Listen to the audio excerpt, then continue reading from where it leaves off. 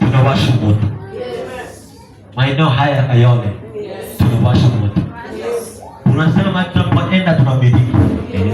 Mahali hapa Kayole tunamiliki mji mzima. Tunamiliki Kayole. Tunaanza kumiliki Kayole. Tunaanza kumiliki Kayole. Tunaanza kumiliki Kayole. Tunaanza kumiliki kwa jina la Baba. Kwa jina la Yesu Kristo. Baba, waliokuwa na maneno mabaya kuhusu madhabahu, walionena vitina na vikwazo kwenye madhabahu, wacha iwachome kwa jina la Yesu. Wacha iwachome. Wajue kwamba haya madhabahu ni ya Mungu. Wacha haya madhabahu ya Mungu. Waliomdharau mtumishi wako kwenye madhabahu, waliomdharau takatifu, wacha ichome.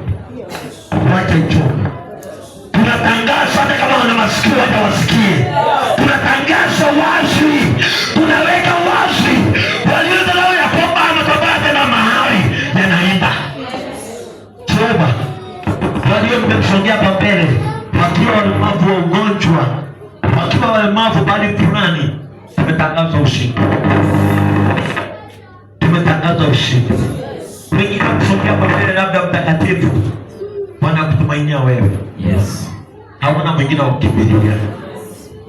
Wakati kama huu, wacha wamiliki kila wanataka.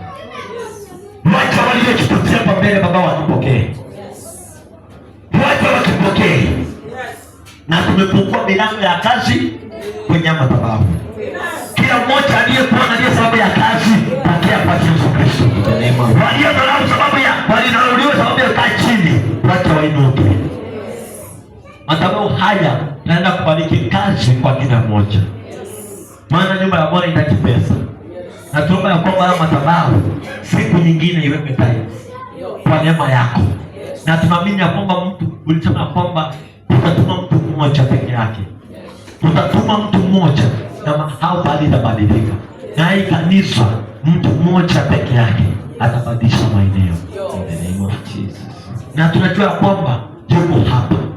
Wacha mtakatifu kusema kwamba hii madhabahu itanipigania vita zangu.